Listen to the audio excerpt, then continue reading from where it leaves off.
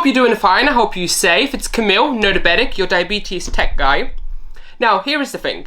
After doing 4 or 5 different diabetes apps, talks for JDRF, Diabetes UK, and all of those charities, I realized that I actually don't have a single video on my channel dedicated to diabetes apps. So this is what today's video is all about. It's going to be more of a vlog style video, just me showing you different situations from the next couple of days, showing you how I use apps on my phone and on my Apple Watch to help me with managing my day-to-day diabetes, whatever that is, using apps to predict future lows, future highs, carb count, look at my sugar level and all of those things. So I'm hiking at the moment in a lovely English countryside, and I just got a notification saying that my glucose is predicted to drop beyond 3.3 within the next 60 minutes from Diabits, and that's the first app that I wanted to talk to you about.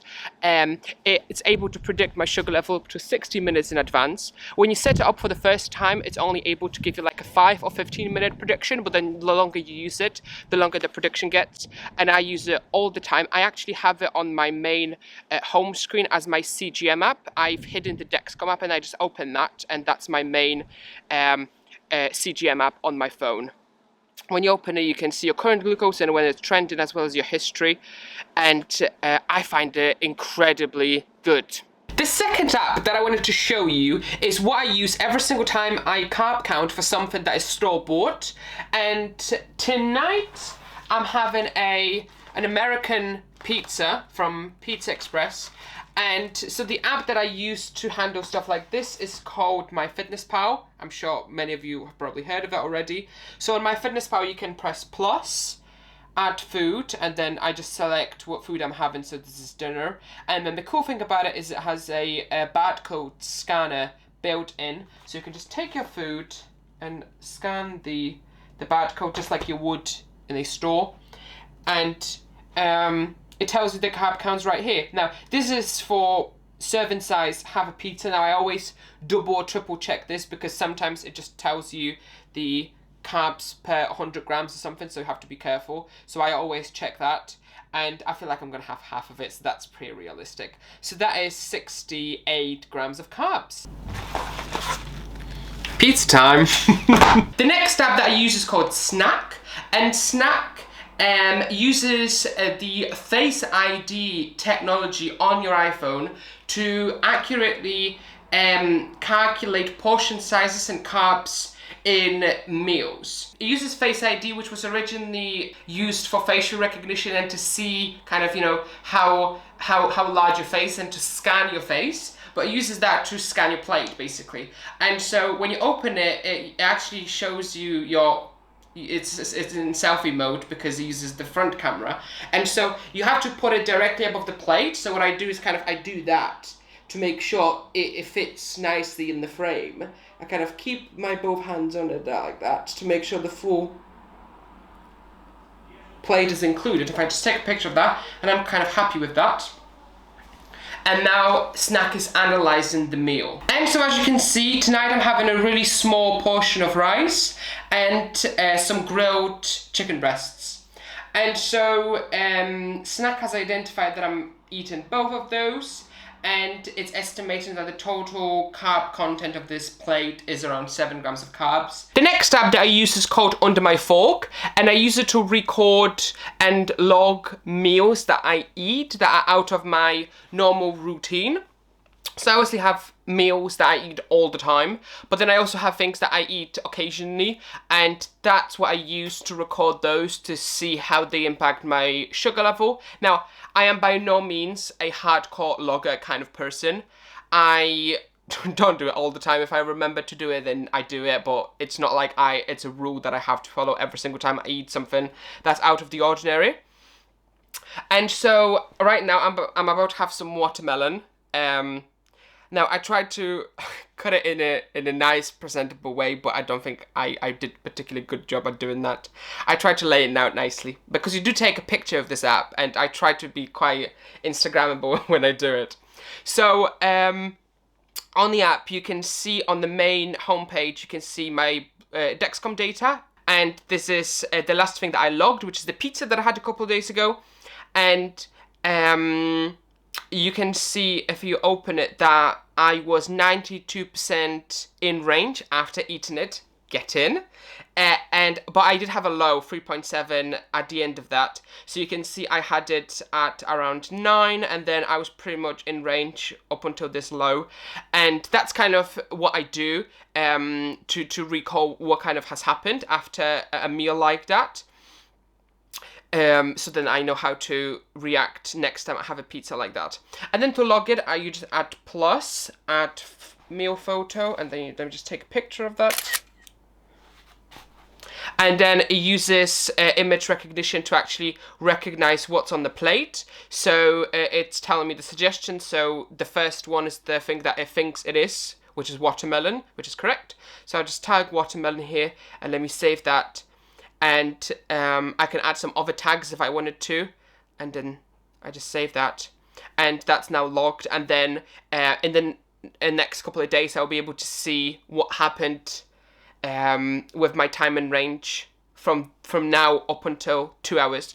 Another really cool thing that I like to do sometimes is go to the insights to see which things I need to think about next time. So this is the meals that I logged that had me in between 0 to 40% time and range. So I spiked straight after eaten those. So that's actually a coffee, and there was a new type of coffee beans that I bought, and I don't usually have a coffee like this, and it's clear you see how high I was for this time. I was probably more caffeine in there than I thought. So that's probably what I need to do next time. And that was a cereal. I can never bolus for cereal. It's a problem. If you know how to bolus for cereal, please drop me a comment and let me know how to do it. So that's under my fork. App that I wanted to share with you is for my Apple Watch, and it's called HealthFace. And HealthFace allows me to customize how my blood glucose level is displayed on a variety of watch faces. So if you don't know, watch face is what is displayed on your watch when you look at it. And I'm one of those individuals who uses multiple watch faces throughout the day. So I have a watch face for when I'm outside, which shows me the probability of rain and the temperature and all of those things. And then I have a different one for when I'm working from home or studying from home, which shows me different information. So I want to have just the right information at the right time. And the Dexcom app has a couple of complications, but they don't have complications for all of the watch faces that I use. So HealthFace allows me to customize just how they look, and I can have a glucose complication for every single one of the watch faces, which is great. One thing that is important to mention is that it takes this glucose information from the iPhone's Health app, and Dexcom saves blood glucose data in there with a 3-hour delay, so you cannot use it just with a Dexcom app. You need to make sure the source of the information saves blood glucose data in real time.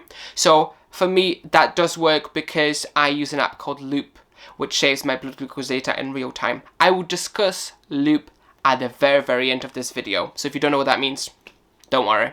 And the final app that I wanted to talk to you about is Loop, which is by far the most frequently used diabetes app of mine because I control my entire diabetes from it. So Loop is a DIY do-it-yourself solution, so it's not available in the App Store at the moment. In the future, a version of Loop called Tidepool Loop will actually be available through the App Store, and it will be a commercial system thanks to the absolutely incredible work that Tidepool, which is a US non-profit, is doing. If you want to support that project going forward, please consider donating to that incredible non-profit. Link will be in the video description. So this app connects my continuous glucose monitor with my insulin pump, and I use an Omnipod and Dexcom G6, and it automatically adjusts my background delivery, so it gives me extra insulin when I'm high and less insulin when I'm low. And on top of that, it also actually delivers me automatic boluses because I'm on what is referred to as the auto bolus branch. If you want to learn more about Loop and all of the features that it has, the best resource is loopdocs.com. I'm going to put a link in the video description, which gives you all the information that you need. And so that's the final app. Thank you so much for watching this video. I hope you enjoyed this slightly different video with more of a behind the scenes of what I use on a daily basis that I recorded over the last couple of weeks. Please let me know if you give any of those apps a go, if you tried them. Please let me know what your experience is in the comments. I would love to hear from you. And lastly, before I go, this is my first video using my brand new camera, and it has a dedicated microphone. So please let me know how the audio and video is in this video. Technically, I am recording this actually in 4K, but you are watching this in the normal HD, but at some point in 2021, I will actually be uploading to YouTube in 4K. So until then, I will see you in 1080p in my next video. And so hope you stay safe, and stay kind, and all the best. I'll see you next one. Bye.